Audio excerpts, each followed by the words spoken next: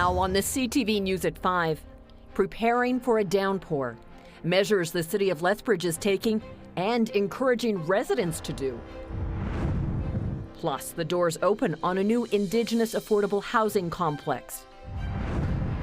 And falling through the healthcare cracks. Sat down with the doctor, the yard doctor, and he looked at my numbers. And that's when he said, "You could have died. I'm sorry, but you fell through the cracks." A Medicine Hat photographer's exhibit about physical and mental challenges. Telling your stories. CTV News Lethbridge with Jackie Scantlebury. Good afternoon. Thank you for being here. The rain is here, and it's here to stay for a few days. Between 40 to about 50 millimeters of rain is forecast in the Lethbridge region and across the south over the next few days. Higher amounts could be found in the foothills. This much rain in a short period of time has officials on alert for any problems that may occur. Carson Marsouk reports. While the risk of overland flooding near the Oldman River is low, the city of Lethbridge will be monitoring river levels closely this weekend. The river is running fairly low as of late, and so there is lots of room for the water that we may get as rain to come in, and the river levels will rise or should rise a little bit depending on where that rain falls. Environment Canada has issued a special weather statement for Lethbridge because of the heavy rain and strong winds. When you hit a storm system like this, that's going to drop a lot of moisture, a lot of rain, and potentially snow in the higher elevations as well. There's the risk of flooding. To deal with the heavy rain, the city says staff will be on hand to respond at a moment's notice. Crews are standing by to unblock storm drains as necessary. They will be able to respond as required. He says residents should also prepare to deal with all the rain around their homes. Check your gutters, your eaves troughs on your house. Clean those out, make sure they're clear and not plugged, so that the rain that does fall on your house can make its way safely off.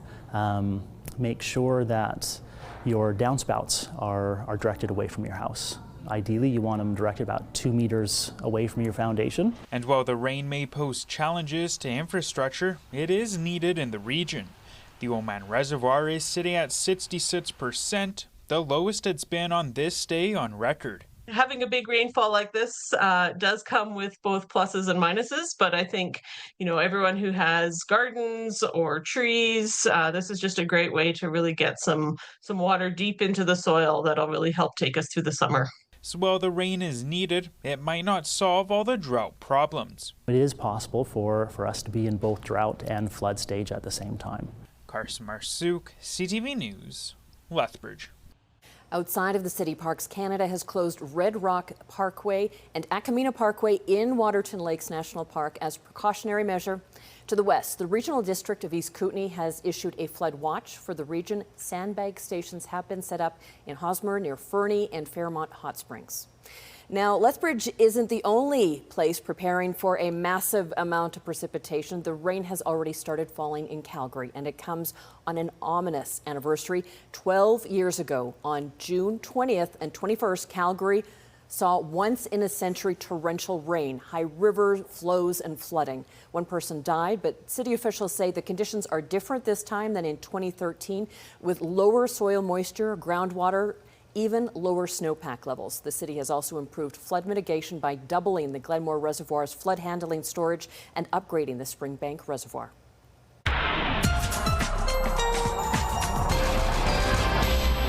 All right, let's check in with Danielle Savoni and a very wet first day of summer, Danielle. Yeah, officially. And you know what? We've been dry so far for June, so we got to get our numbers up. But of course, this is too much too fast. I'm really happy, Jackie, that you mentioned this is not looking like anything towards the 2013 flood issue, but we are looking at very heavy rain. This will not be combined with excessive melt in the mountains. So overall, we're looking at a lot of rainfall in a short amount of time, and localized flooding is possible and a couple other things. In the green, this is the rainfall warning in place, and in the white, just issued a snowfall warning for Kananaskis. Really what we're looking at is a snow level at 1,600 meters near noon for tomorrow, and 20 centimeters possible there. Outside of that, this is a look at totals: 40 to 80 millimeters for the Calgary area, 50 to 100, especially along the mountains. And then for the Medicine Hat area, 40 to 80. Plus to the west of the QE2 and Highway 2 will be very windy when the ground is very saturated. That could push over some trees as well, because there'll be nothing holding it in. So Jackie, power outages are a risk with this as well. More details coming up. All right, thank you, Danielle. Emergency crews at Banff National Park are still combing the area after a deadly rock slide yesterday. At least 2 people are dead and 3 others injured. This is video of the rock slide near Bow Glacier Falls, north of Lake Louise. The massive slide lasted for about a minute and came down on an area popular for outdoor activities around 1 o'clock in the afternoon. Emergency crews set up a staging area along Highway 93 North. 8 or 9 ambulances were lined up and 3 helicopters were part of the search and rescue. Officials don't believe any additional people are missing. A University of Calgary expert in the field of rapid geologic change says while rock slides are common in places like the Rockies, it's rare for people to be swept up in one, adding he doesn't believe there would have been any warning signs to suggest what was about to happen. Well, no one was hurt, but 10 people are out of their homes following an early morning apartment fire on Lethbridge's south side. Around 3:20 this morning, fire crews were called to the apartment complex on the 3200 block of 20th Avenue South. Crews say the fire was seen coming from a 3rd floor unit. Firefighters initiated an exterior attack to cool the fire before entering the building. Several residents were rescued by aerial apparatus after becoming trapped on balconies due to the heavy smoke. In the hallways, the Canadian Red Cross and City of Lethbridge are assisting those who are affected. Damage is estimated at $500,000. The cause of the blaze remains under investigation. A new 132-unit affordable housing complex has opened on Lethbridge's north side. The Aboriginal Housing Society held its official grand opening for its new Buffalo Lodge. The apartments are designed for Indigenous people living off reserve. The complexes are located near Legacy Ridge and include a community center and green space. Funding for the project came from all 3 levels of government. Home is where you belong. Home is where you're safe. Home is, your security, and being able to provide the space for them as well as the additional resources like the cultural center, the parkway in the front. It allows them that space, to be with one another, to feel safe and to feel like they belong. Well, it just opened. The Society says only 22 of the units are still vacant. The City of Lethbridge is preparing for a powerful celebration of culture, connection, and community. This in National Indigenous Peoples Day on Saturday. While originally planned to be held at Galt Gardens, the wet forecast has shifted this year's events to the Agri-Food Hub and Trade Centre. The day will feature live bands, traditional dancing and drumming, a teepee village, and Indigenous artisan market. This is the 2nd year the city has hosted the free event open to the whole community. We want people to understand us and learn more about us. We are the first people here, so for everyone to get to know us, but also for our own self to regain pride and to celebrate our rich heritage that's been lost. The activities run from noon until 7 tomorrow. As well, for Whoop-Up and the Lethbridge Public Library will have Indigenous-themed events happening throughout the day. And celebrating National Indigenous Peoples Day, there are events planned right across the province. Just this year, we put together this master list. So quite a revelation for us, but we have shared it with the Nanton Native Learning Circle. And our elders here in Nanton, they're saying this would be a great opportunity to make this big announcement. Unofficially, we're up to over 140 young Native and Métis airmen flew in World War II. The Nanton Bomber Command Museum is hosting an event tomorrow between 11 a.m. and 2 p.m. It will include Lancaster and Bristol Hercules engine runs, a traditional smudge ceremony, and the highlight, the contributions and sacrifices of Indigenous aircrew. Admission is by donation. All proceeds will go to support the museum's educational and preservation efforts. Lethbridge's Interfaith Food Bank is putting out an urgent need request for fresh foods. The food bank is looking for fresh fruits, vegetables, and dairy. While the food bank receives lots of donations of those items during harvest, they say supply in the pick room is drastically low. Interfaith says produce is one of the items in highest demand by its clients.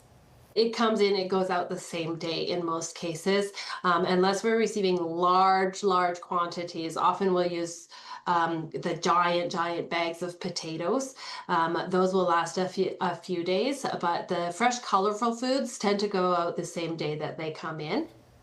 Donations of food and money can be dropped off at Interfaith Food Bank throughout the week. The eyes of the world were on Alberta last week with the G7 summit in Kananaskis, but working behind the scenes was a team from southern Alberta keeping the wildlife at bay. Quinn Keenan tells us more. Security around the G7 summit, both before and during the event, left nothing to chance. While keeping unauthorized people away was paramount, deterring bears was also important. That's where the Canadian Bear Safety Authority came in. It is quite the event. I've been part of the G7 several years ago, back in 2002, when I was an officer with Fish and Wildlife. So I recently retired a couple of years ago and then started the Canadian Bear Safety Authority. 7 handlers as well as 5 dogs, including Karelian bear dogs known for their fearlessness, patrolled the town site looking for wildlife that might be getting too close for comfort. The team came across a grizzly and black bear. That's when the dogs were sent in. We did work a couple of bears out of an area full of people, and they were really good. They left right away. Our dogs were major ambassadors for safe coexistence of wildlife and humans as well.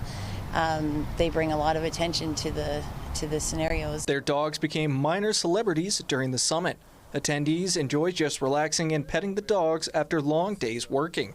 7-month-old Luna was particularly well received. This was her first time working, but she was able to hold her own. Another highlight for me would be how my young pup was able to work on her very first bear and how she did it with a huge crowd of supporters behind her. And she did an incredible job. She didn't balk or hesitate at all. It took months of preparation for the wildlife team, but they're happy to have been involved in such a major event. They were able to work for security teams from across Canada and around the world. Clark was even able to take spouses of some of the dignitaries on a hike. We got to take 4 dignitaries, which was First Lady of Canada and Germany and Japan, and then the federal, the EU Chancellor's husband. We took them for a walk up to Troll Falls. Quinn Keenan, CTV News, Blairmore. Meanwhile, 10 police cadets in Lethbridge have officially graduated.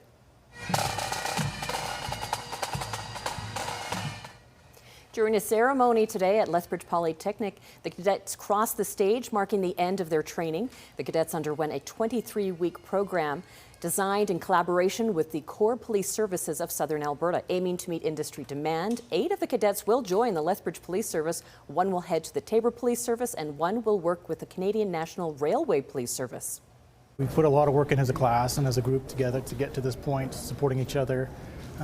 We've really built a good connection with all of us in the class, all 10 of us, and it's really exciting. You can just see the camaraderie in the classroom and the excitement just kind of bubble out from everybody. There's always a demand for police officers. You know, as members come up for retirement, you know, through succession planning agencies are always looking to make sure that they have the requisite strength in their agency to effectively police and be operationally ready. During today's ceremony, each cadet received their academic certificate and badge. Danielle is back with a very wet weekend forecast right after this break. Plus, we'll tell you about a new app designed to improve cancer care that was developed in BC.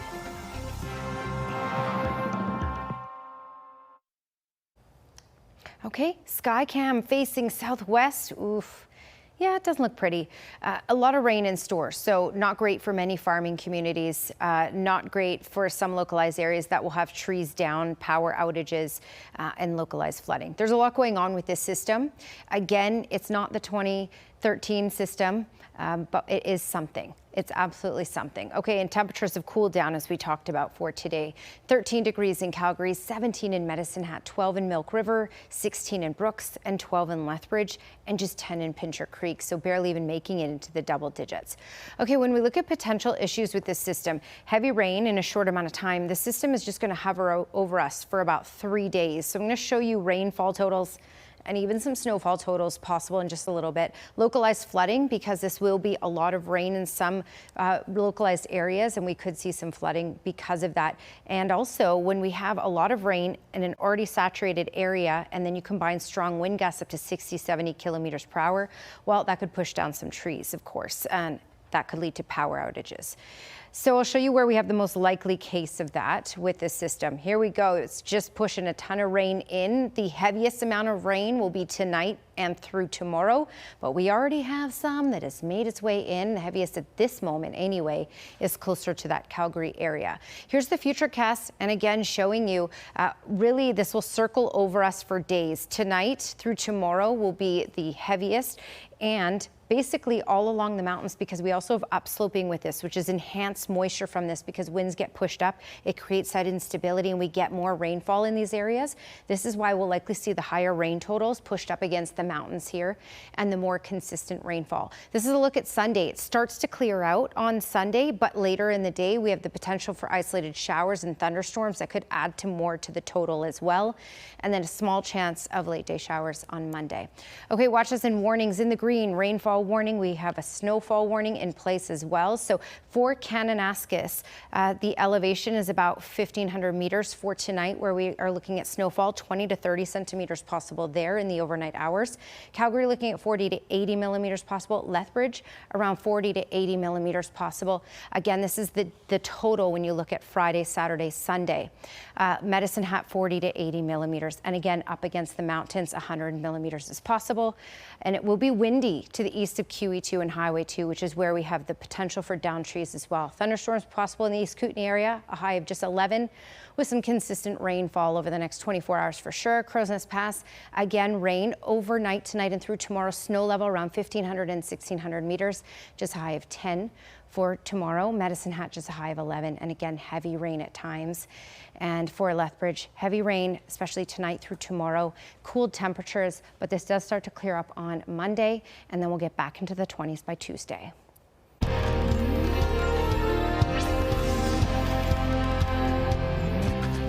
Alberta has now surpassed 1,000 confirmed cases of measles. 24 new cases being reported today, bringing the total this year to 1,020. The vast majority are in the South Health Zone and involve those who are not fully vaccinated. The best protection against the highly contagious and preventable disease, health officials say, is 2 doses of the MMR vaccine.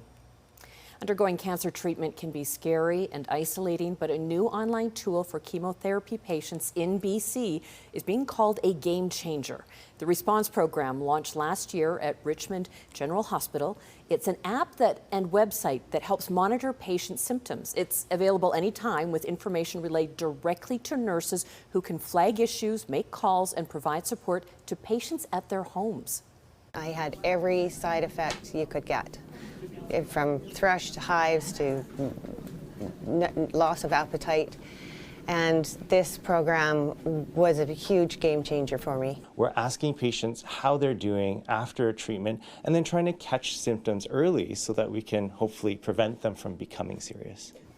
After 1 year, data shows 150 patients have used the program, with nurses making more than 700 calls to provide at-home support. The program lead says its success could be a model for cancer care right across the province. Still ahead on the CTV News at 5, there will be a Game 7 in the NBA Finals. Sports is next.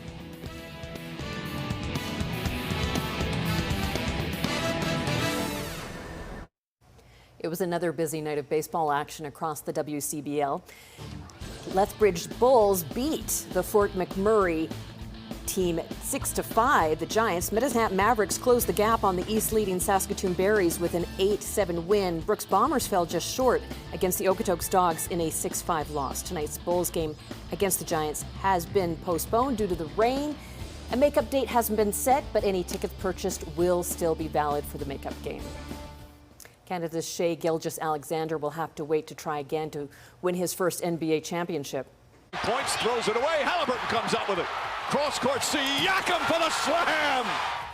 The Oklahoma City Thunder fell to the Indiana Pacers 108-91. Gilgeous-Alexander had 21 points in the loss. That means the series will go to Game 7, the final and deciding game on Sunday. The last time the NBA Finals went to a Game 7 was back in 2016. Hockey Canada is being urged to ban all fighting in all junior hockey leagues and to implement a national sanctions registry listing players who have been banned or suspended for serious mistreatment. That recommendation coming from a team of researchers commissioned by the Office of the Sport Integrity Commissioner.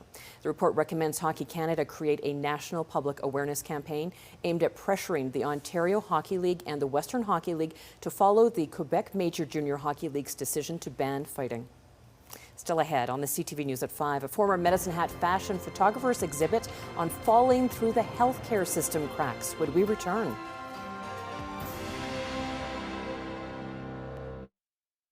A Medicine Hat man spent more than 2 decades as a fashion photographer in Milan, Italy, and New York City, with his images featured in major magazines around the world. Today, he lives a quieter life and finds beauty in the landscape.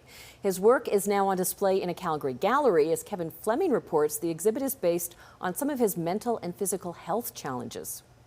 The photos are all square black and whites laid out in a grid pattern. They're a collection of cracks in asphalt taken by artist Wes Bell. They're images he captured while recovering from surgery in 2019. I looked down and I saw this major crack, and it reminded me of the scar on my abdomen. And from that, things just grew. And later that summer, so I started researching and hunting for these cracks. Earlier that year, Bell went to the hospital emergency room with what he thought was a heart attack. After 5 separate visits, doctors were unable to pinpoint the cause of the pain. Then a few months later, he returned with the same symptoms and needed emergency gallbladder surgery. Sat down with the doctor, the ER doctor, and he looked at my numbers. And that's when he said, "You could have died. I'm sorry, but you fell through the cracks." Bell lived in Milan, Italy, and New York City, taking fashion photos that were seen by people all over the world.